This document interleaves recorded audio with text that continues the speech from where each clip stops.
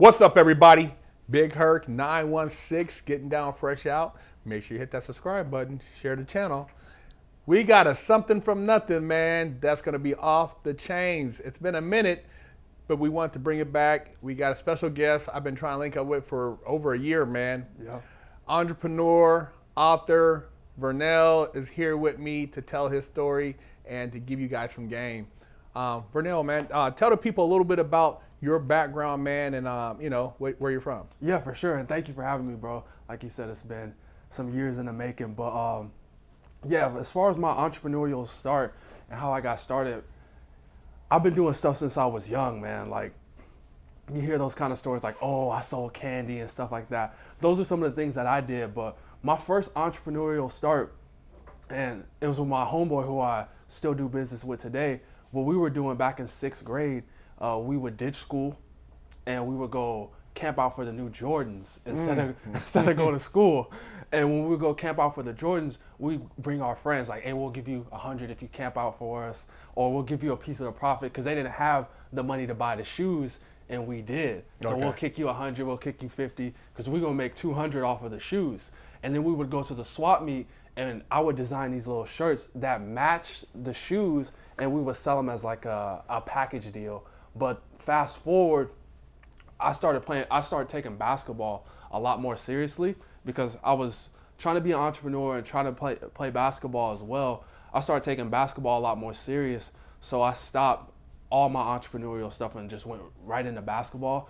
And when I turned 18, in my senior year of high school, I had to make a decision, like, did I want to pursue business and be an entrepreneur, or did I want to, go to junior college to play basketball and pursue my basketball dreams? And I ended up picking entrepreneurship, and I've started many different businesses. But the first business that I started right out of high school was the drop shipping business. Okay. So, finding products online, and then from Alibaba, AliExpress. And I tried that, I ran some ads. I made a little bit of money, but it wasn't, I was like, this is not what I got in entrepreneurship to make an extra $300, $500 a month. I was like, I'm trying to make more money. So I shut that down. We were selling vegan purses, like vegan leather purses, which is just fake leather. Yeah. But but it was a good marketing marketing scheme. And then I got into real estate. So I did that business, the dropshipping business, for like 3 months, and then I went and got my real estate license. And after I got my real estate license, I started doing everything in the real estate practice, like knocking on doors, making cold calls, all that stuff. But I wasn't seeing any results with that, and I wasn't discouraged, but I was like, I'm trying to make money, because I was in a position where I didn't go to college, so people were expecting. They were like, what are you gonna do? What are you gonna do? You make any money yet? So I felt the pressure on me big time, because I wasn't making any money. I was still living at home with my mom, still had a raggedy Nissan, and I was like, man, I gotta make something happen. And I started to second guess myself with the real estate thing. I was like, man, am I not cut out for this? And I got a call from my mom, and she said that her old friend from high school, and this is how I got into the business I do now, her old friend from high school was working for this credit repair company, and she was making money, and she wanted us to join because she figured it'd be a good fit. So I joined that, and I put a lot to get my real estate license. I put in a lot of work, a lot of hours studying. So I put that on the back burner. I joined the company to sell the credit repairs programs, but I put it on the back burner. But one day I was like, you know what, I'm gonna go real hard with it. And I went out and I printed out a bunch of flyers, and I went out and passed out flyers and spoke to people and reached out on Instagram, Facebook to people who I knew, and I sold 3 of the programs in one day, and the commission was $100 per person. So I was like, I just made $300 in one day. I was like, what if I just did this every day? That would be what, like $10,000, $11,000 per month? That's a lot of money. So I was like, I'm gonna just do this every day. So I started taking that extremely serious. So I pretty much put real estate on the back burner and just did the credit repair, sold the programs for the company full time. So I started making decent money doing that, and I went and bought my first car, BMW that I always wanted. And then I found out that the company that I was working for was a scam. Like, the company they weren't helping anybody fix their credit. It was just like one of those recruiting schemes almost. So I was like, damn, like, what am I supposed to do now? Because I can't keep promoting this, but I can't go back to work a regular job. I'm making money. I have time freedom, residual income. I was like, I can't go back to working a job. And there were no options in front of me. Like, I had spent all my money because I was young, dumb, making a little bit of money. So it's not like I had a bunch of money saved up. So I had to go back and work at an elementary school, making $9 an hour. And I remember the first day I pulled up to clock in at the school, I was doing safe key, watching the kids. And I remember I pulled up the first day and I pulled up in a BMW. And I was like, this looks so ridiculous. I'm making $9 an hour. Yeah. This looks absolutely ridiculous. But I did it. And on all of my breaks, I started studying credit repair, how it works, and how to start a business. And I started writing my book. And then I wrote my first book within like the first 3 months of working there, and I quit. And the reason I quit is I found this book, The Millionaire Fast Lane. And it inspired me on a whole nother level. And I was like, I got to quit this job and go start my own business. So I wrote my book, and that's the book that I sent to you. Mm-hmm. And from there, I used the money that I made from that book to start my company. And after I started my company, I wrote a different book. But that's kind of how I got started in entrepreneurship. That's great, man. I mean, I think you're an inspiration to a lot of young people, because having those doubts, it's something that comes natural whenever you're starting your own business and you're on your own. I mean, most people go to a job because of the security, and they think like, oh man, all I gotta do is show up. I'm gonna get a check every Friday, second Friday, or every other Thursday, or whatever the case may be. But even for myself, I've always been an entrepreneur, and so, when you're out there trying to create wealth, and it's like, you have a slow week or a slow month, you're like, oh man, what's going on? You look, calling your leads like, dude, what's up? You know what I mean? Or you're out there trying to figure out why is it quiet. But then the next one, it'll just like roll in. You're like, man, it's popping. Yeah. It's popping. So, you have your ebb and flow, man. What are some of the things that, that you would share with other young entrepreneurs, as far as dealing with just getting past the point of, having that confidence? Because that's the biggest factor whenever you're, if you're starting a clothing brand, or if you're trying to start an online business, it's believing in yourself, because once you get past that, it kind of builds. Yeah, for sure. And I think having a system of consistency, because I've been producing online at the same rate since I started, and educating myself. So if you're putting out content, one that demonstrates to yourself and everyone around you and whoever follows you that you're winning, because you're continually putting out content. Like when somebody goes MIA, we're like, oh, what happened to? Yeah. Oh, he fell off. this and that. Yeah. So get rid of that inner and outer doubt from other people by just producing in whatever it is that you do, and then having a system of consistency for how you educate yourself. When I first started, I wanted to block out as much outside noise as possible. So in order to do that, I focused on what I needed to produce and what I needed to consume. And I was reading a book every week, and I was spending a lot of time at the library. I was buying a course, investing in a program, in the ones that I knew would benefit me, and I didn't second guess any of it, because I knew if I stayed consistent, because we all know what we're supposed to do, especially in business. You got to produce leads, market. It's real simple, but it's not easy. So in order to implement that, you got to make sure you're staying consistent with the content and everything that you're putting out and what you're putting in.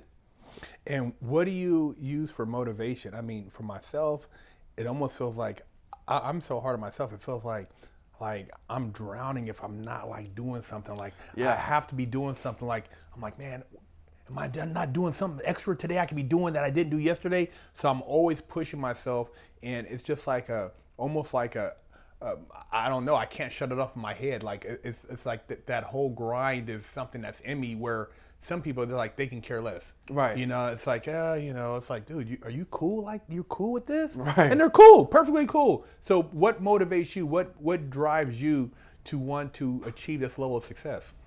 Freedom and my last name, First, freedom. I want to be able to move how I want to move, be able to do what I want to do, purchase, and not have to worry about price tags and all that stuff eventually. Exactly. And then my last name, no one in my family has, built six-figure businesses, written books, and done all the things that I have. And I'm a huge inspiration, not only for other people, outside of my family, but people in my family and the people who are going to come after me and what I have set up. And let's say a lot of people, they want to leave a legacy or they want to leave something to their kids. If you can leave intellectual property, like the things that you were able to acquire or the information that you were able to acquire over your lifetime, that can be extremely valuable, as opposed to just gifting somebody, $1 million. That's great too. Yeah. But being able to use my experiences and building my business and everything that I'm learning and be able to gift that to the next generation to help them improve. And that's how we improve. You go out and do something and you get results and say, hey, don't do this, this, and that. And then you're able to ascend. So I want freedom, time freedom, because I've never been one to, clock in, answer to anybody. And there's nothing wrong with that. But for me personally, when I did those things and when I worked standard jobs, it always made me feel like almost in a cage. Yeah. And I always wanted to feel free, Yeah. as free as I can be. And I need money to do that. So I got to keep it rolling. And you made a good point, man, when you talk about gifting intellectual property. And I've seen that just where the two different environments that I've been exposed to, where over here in a particular neighborhood, everybody goes to work. And so, like you said, you get, graduate, maybe get a car, and then you got to figure it out. You go into the military, or maybe you go to junior college, and if you're good enough in sports, maybe you got a scholarship or something, you went and played at a Division I or Division II. But over here, in this community, this guy, his dad's a CEO, he's learning real estate in high school, maybe he's one of the buyers for his family business. Yep. He's learning things. He's going to work with his dad. It's an exposure where that intellectual property is already teaching him how to be a boss. Yep. He's not going to be an employee. So even if he goes to college, it's just formality. Yep. College is just go have fun, party. When you get through, Yeah. you got a spot at the business. Exactly. You're on the board. So it's a totally different thing. And I always sit back and think about that. Like, I used to watch family members go to work and then they're just tired, and I'm like, God, man, I don't want to do this, man. I want to do what they do. But I see my other buddy, like, they traveling, they're doing this. It's like, dad is teaching them this. I'm like, man, you want to be able to lace your kids up. Raising a kid is not just about putting a roof over their head and making sure they go to school. It's also giving them game. Right. And that's kind of like what you're talking about, is giving your kids game, where you take them to the golf course. Hey, man, that dude right there, I golf with him. He owns this and that. Or, hey, son, blah, blah, blah. You're giving them pointers to where they're learning life lessons. Like, damn, this is stuff you don't learn in school. Right. It's the life lessons, man, and that's the hard part. Did you have anybody play a role in giving you your life lessons? Because it sounds like, man, you got a lot of game, man, and for a young person, and I know having a mentor is really big. Yeah. My main mentor, my mom, and basketball. I think basketball taught me so much about, because my dad locked up at the age of 3, and I didn't really get that game and get that help from him, so I had to seek it elsewhere. And throughout my entire life, I always sought that kind of help. So basketball was one of the main things, because it taught me working with other people. I'm not going to like everybody that I'm working with. Yeah. Being able to collaborate, being able to work hard, show up early, leave late. Basketball taught me most of that. And when I was 16, and this is how I got into the credit game, because my mom planted the seed. For my first car, I seen other people getting BMWs for their first car. So I'm like, man, I was like, why can't I get one? He just got one. Yeah. So I asked my mom, I was like, hey, so for my first car, do you think I can get a BMW? And she almost she looked at me like I was crazy. Yeah. But she was like, no, I can't get you one. And I was like, why not? And this was an important learning lesson for me. Because she pulled up her Credit Karma and showed me her credit score. She's like, I got a 580 credit score and a whole lot of credit card debt. I can't get you anything. But if you're able to get a 700 credit score and, make some money on your own, you can get whatever car that you want. And I'll help you set up your 700 credit score as soon as you turn 18, but you're gonna have to figure out how to make money. But that planted the seed. I was like, I'd be able to get something if I have a certain number attached to my social security number. I was like, that's interesting. So that planted the seed. And as soon as I turned 18, I went and got my first card. And then I started to grow my lines of credit, and I started to learn more and more about credit as time went on. Man, that is deep. I mean, like this, it's funny how like little things kind of like trigger other things. Yeah, I remember like sitting down. My favorite show when I was a kid was Lifestyle of the Rich and Famous. You know, I don't know if they still had that. If you ever seen that, but it was like when I was probably 14, 13, and I'm watching the show, Robin Leach and all these rich people. I'm like, man. I'm like, Grandpa, why don't you try to be like them people, man? They balling. Right. He's like, man, I'm not that smart. And I looked at him like, dude, why would you say you're not that smart? And then as I got older, I was like, dude, it's not about smarts, it's about connections. It's about who you know. Some of these people, when you meet them, you're like, this dude's a straight dummy, man. Right. And he's a morph this. It's like, what am I doing? Right. You know, it's like, it used to blow me away. Like, I'd have conversations with dude, oh, dude, I was making $1 million a month, blah, blah, blah. And you're like, wow, man, this person, he had a GED or nothing. But he's balling, but it's all who you know, a lot of it. So, I mean, how much of importance would you place on the people you surround yourself with as far as your success and how far you get in life? I'd say that contributes almost just as much as putting in the hard work to actually get there. Because let's say, for instance, you putting in the work, but in your circle of friends, everyone's like, hey, I'm trying to get like you. You need to put me on XYZ.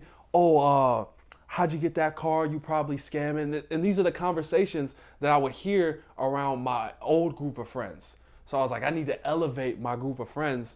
And now we can casually talk about making 30 grand a month, 6 figures a month. Now we can casually talk about it because people are doing it.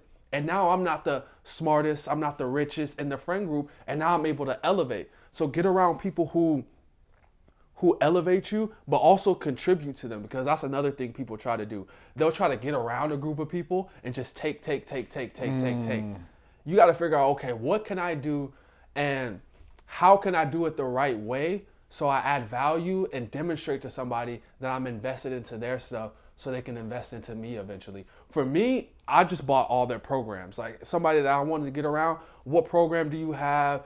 Do you have a mentorship? Whatever it is that you have, I'm buying it. Or if you have a product or a book or something, I'm buying that and I'm going to promote it on my Instagram and say this is a great book that I read, or this is a great program that I bought. I've done it and I've made a lot of connections that way, sending out my books, buying people's programs, because if I want to get into somebody's network, they don't need me, obviously, because they got other people. They got their own money. They got their own circle. They don't need me. I'm the one who's reaching out and trying to get in their circle. So you have to understand that whenever you're trying to infiltrate somebody's circle, that they already have their group. You got to figure out how can you be noticed by them and be in a position where you become a part of the group. So what I'll do is I'll just produce as much as I can, like a lot of content on Instagram, YouTube, and make myself extremely noticeable. I'll even advertise on the same places that the people who I want to be in their network, I'll advertise on those same Instagram pages, on Facebook. I'll be where they're at as much as possible in order to get noticed. So make yourself a commodity. Yeah. And so what would you tell like a young person, like an 18-year-old who's like trying to figure out, they're looking at graduating high school or or transitioning now into the next phase? What would be the advice you would give them if they're thinking about trying to decide whether they're going to go to college or maybe start their own business? Because I get a lot of people in my comments, young people, man, Big Herc, I got like $2,000. What should I start? Or I'm thinking about trying to take a trade. What do you recommend? I mean, what would you tell a person as far as in that age group? You have to get a skill set, and you'll be able to build a business around that skill set. So the skill set that I chose was being able to sell over the phone. I practiced that as much as I could. Worked back in high school, worked at Hilton, making phone calls for timeshare. and then worked for the credit repair company. And I was building a skill set because you want to build skills that you can transfer. And that was my main thing that I was concerned about when I was playing basketball. I was like, I can't transfer this skill to anything else, really. You need to have a skill that you can transfer. So the skills that I have, I don't have to do my business that I'm doing right now. I can do any business with the skills that I have right now because I built it on a solid foundation of skills and producing in whatever it is that you want to do and consuming the right content. So consume the right content, focus on getting a good skill, and focus on producing rather than consuming, because people will talk about starting a business, but you're already talking about how you're going to spend the money. You haven't even made any yet. Yeah. So you want to become more in the producer mindset rather than the consumer mindset. Yeah, that's a great point. And a lot of times, people say, "Oh, I want to start a business," but they don't know the first thing, like the difference between a DBA or LLC or S corp or C corp, and then all the write-offs. People are like, "Oh man, the rich are getting richer. It's not fair." And it's like, dude, if you were a corporation, this system's set up for corporations, not individuals. That's why the individual, you get your wig split with your taxes. Your taxes, you're like, man, I'm paying out everything. Right. But a corporation, you got a Schedule K. You could write this off, you could write that off, you could offset your personal income, and it changes the game, man. And a lot of people, they don't really understand that. For somebody trying to become an author, what advice would you give them as far as that? Because I know you've written a couple books. Because people ask me like, dang, I want to produce my own book, man. How do I do it? I mean, what would you tell them? You want to have a set time frame each day and how much you're going to write. When I wrote every book that I write, I set aside the last 2 hours of the day to write, and I'll write like 1,000 to 1,500 words, and I'll try to squeeze that into that time frame. And one of the things that I've seen extreme success with is having a book tied to your business. So I don't make money off of the books. I actually give my book away for free, but it serves as almost a business card, because I give you my book on how to repair your credit, how to improve your credit score, and you go through it and you're like, this is a great book. Obviously he knows what he's talking about. Let me hit him up so I can go work with him. So that's the route that I took. And if you want to, like I said, you should always have a business attached to it and have a set time in which you're going to write the book, and then at a set time you're going to finish it. That was huge for me because I always said I'm going to finish the book by then, 6 months, 3 months, because if you give yourself a year, it'll take a year. If you give yourself 3 months, it'll take 3 months to finish it. So have a set timeline that you want to produce the book in, and stick to that. And then find a self-publishing company, because you'll be able to own all the rights to your book and maintain all that. I think that's a big thing too, is people just like, oh, I'm gonna write a book, and then they don't put there's no date or deadline. So, dude, next year, I'm gonna write my book this year. Right. You've been telling me that for the last 5 years. You ain't got nothing written down. Right. You're not allocating any time, and it's like you gotta set schedules for yourself, and not just talking about it, but like for myself, I'll have a board, and I have a vision board, and I have stuff, and I'll look at that's a reminder every day. Like, dude, I got to knock this out. I said I'll be done by March. It's got to be done. You know what I mean? So you got to set like those type of timelines. And another thing that you pointed out, I think that separates you from a lot of people is having played sports. You have a certain discipline. Like you go to practice. You got to work out. Yep. Where a lot of people who don't have that, a lot of young people, they're just playing video games all day, whatever. It's just for fun. They don't have there's a seriousness. Yeah. To what you're doing. Like you said, you're playing on a basketball team. You guys are trying to win. You ain't just go out to play. Right. We're trying to get scholarships. Exactly. So it's the degree of how serious you take your game. Where another guy comes out there and he just he shows up when he wants to show. It's not even the same level. Right. Between, like you said, playing high school, playing junior college, and then playing D1 or D2, then trying to play, semi-pro.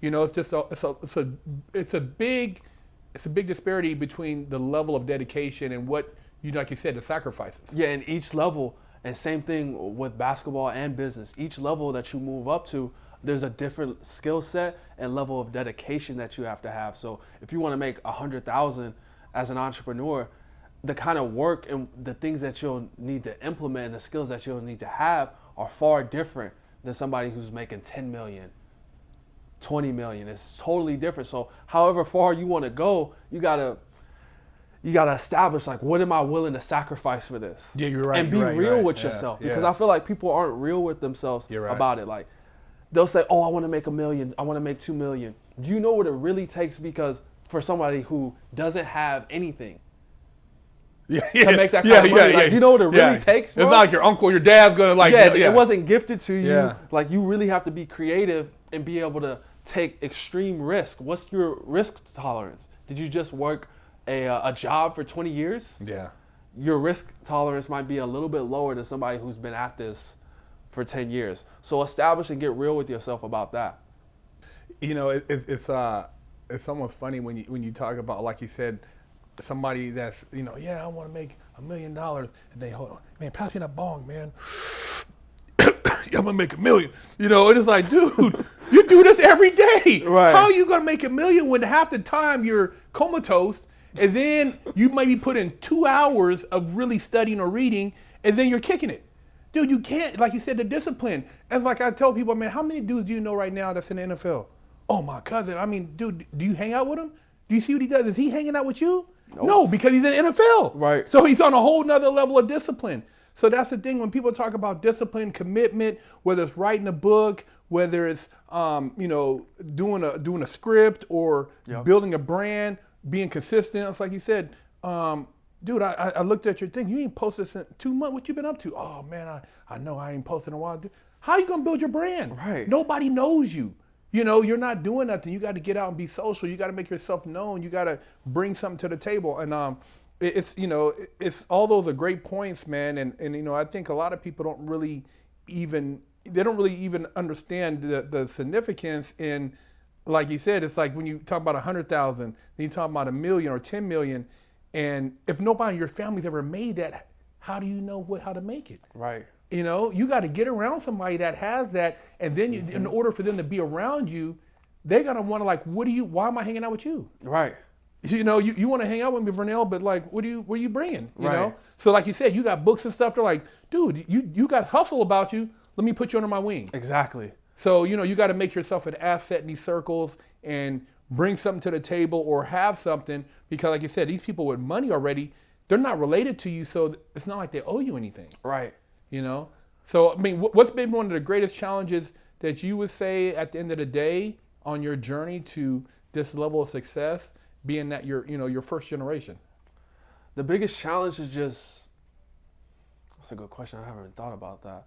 The biggest challenge, I say, is dealing with a lot of the nonsense with your family, I realized. Because when I first started, I already knew. Like the first book that I wrote, and this is why I reached out to so many people, I already knew that my family, like, they weren't going to support. Like, most of my family have never bought my books. There's still a good chunk of them who have, but I already knew. I was like, I'm going to get rich off strangers. It's not going to that's be, real talk, man. It's not going to be off of my family. Most of them aren't going to help me get there.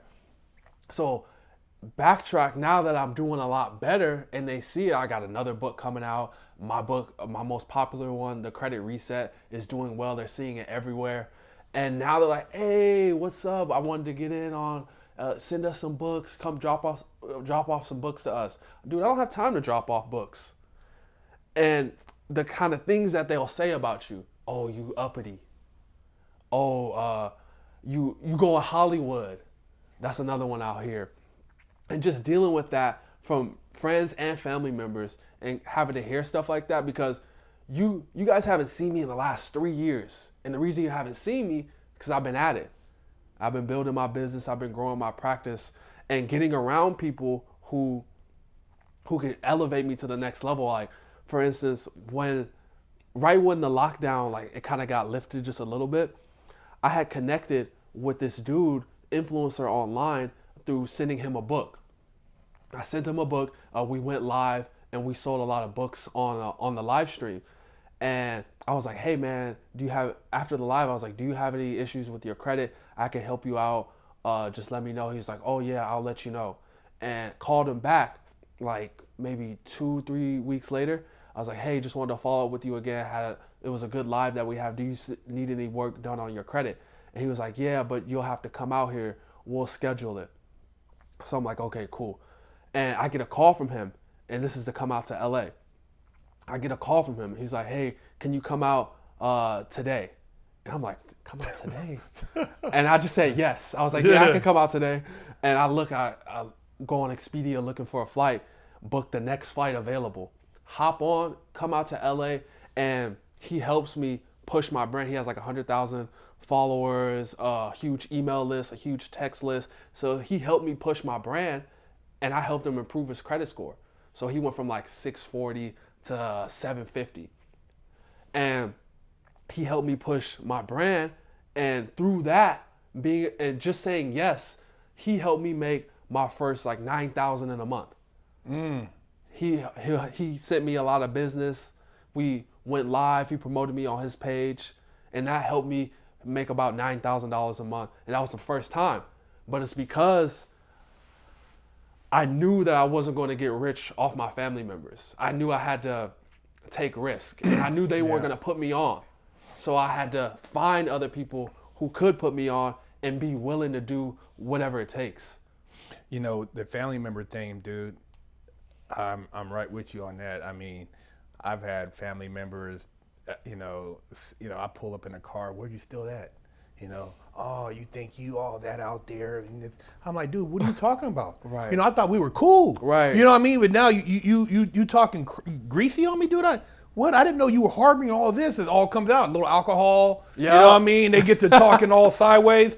And it's like, damn, man. And I've been sharing dreams with this person. They really were hating on me. Yep. And so I always say, family members and friends is by default. Mm-hmm. You can't choose how you come into this earth. You know what I mean? This particular dimension, who the people who are going to bring you here. And then by default, if you live on a certain street or a certain neighborhood, you might know certain dudes, but those guys don't mean that they're going to be on your journey with you. Right. So, you have to kind of like separate that and not really allow it to hinder you, because like even like I used to look at different houses and stuff. Man, I want to get this.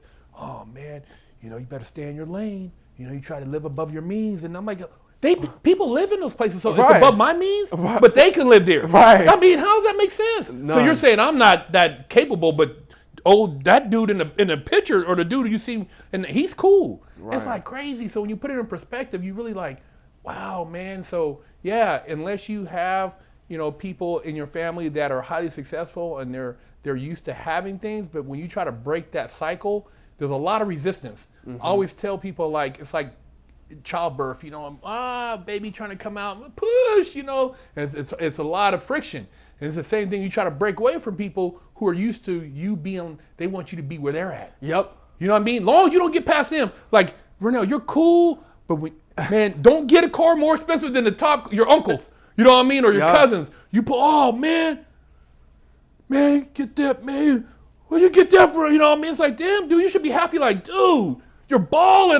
Man, give me that. What's up, man? I'm happy for you. So it's like, you got to fight that. And that's it's like, people say it's lonely. It's not lonely. It's just you got a lot of haters. Yeah.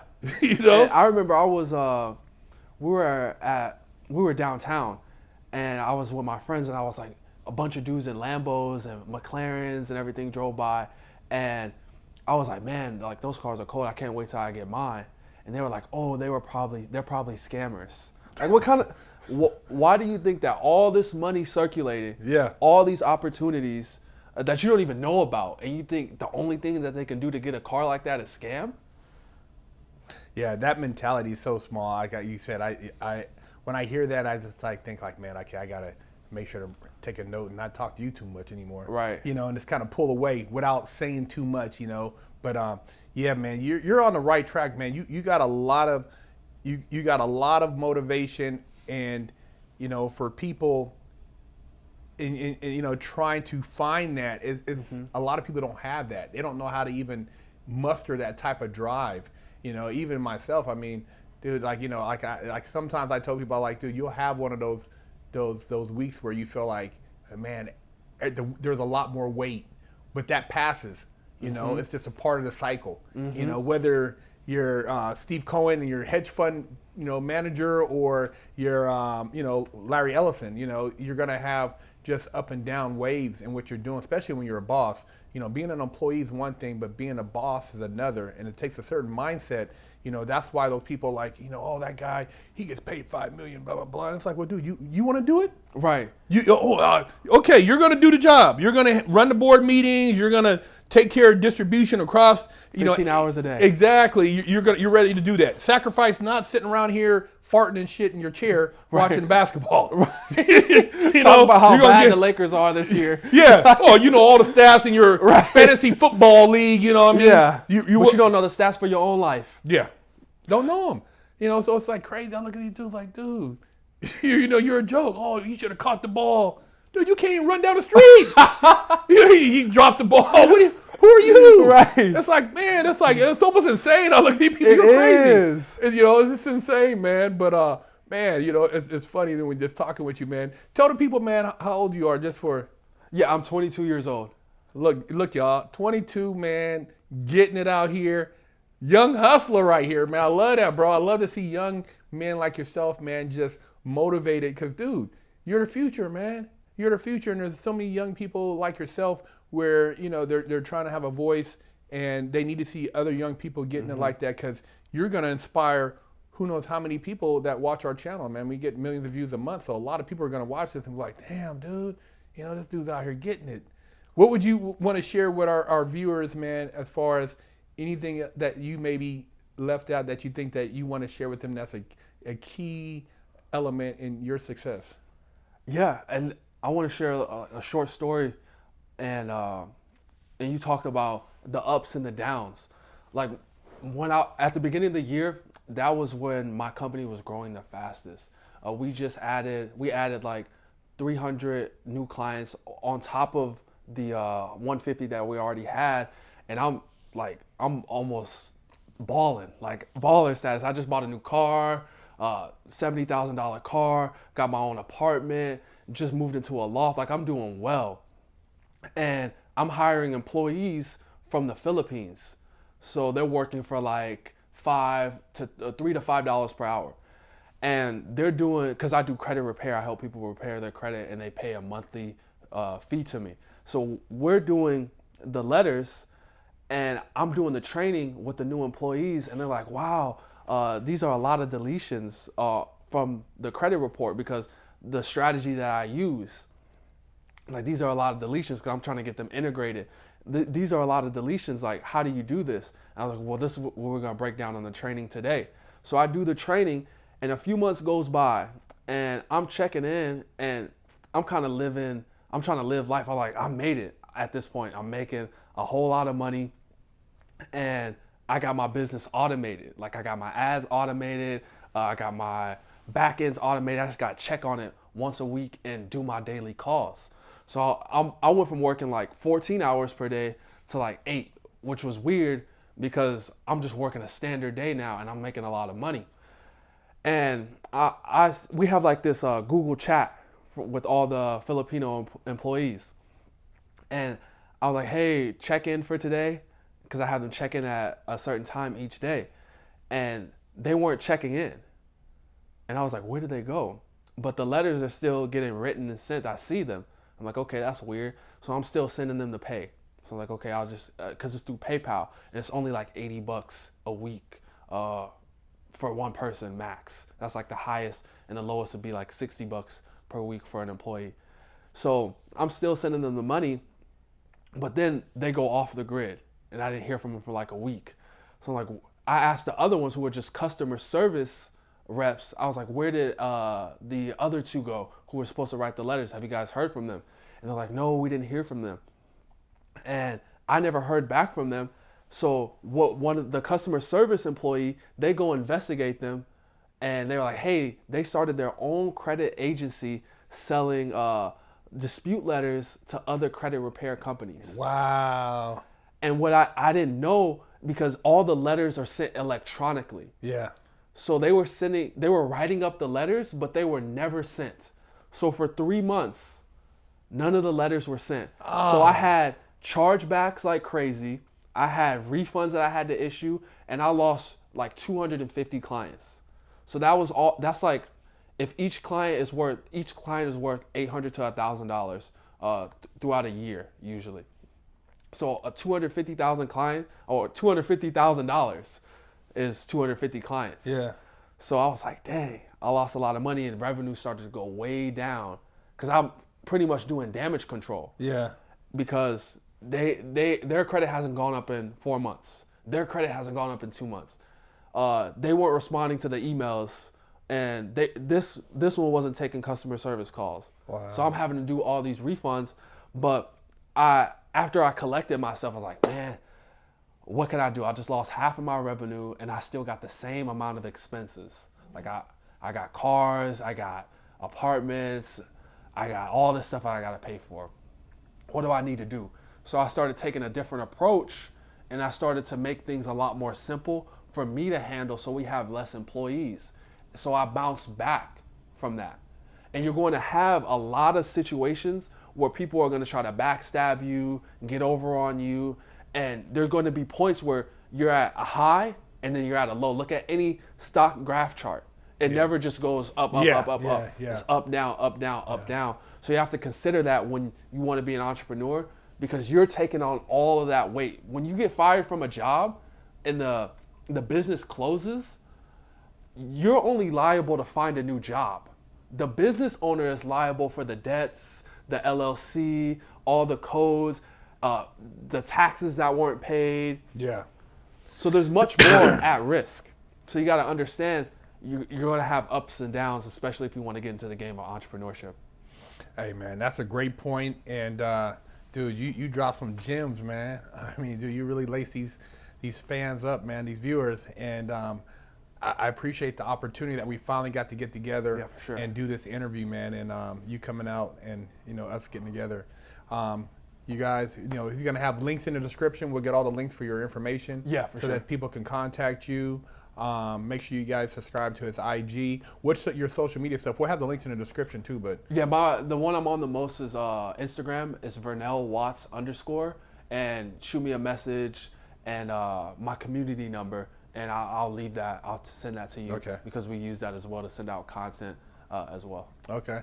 Hey, and there you have it. Entrepreneur, author, Vernell getting down, fresh out, something from nothing.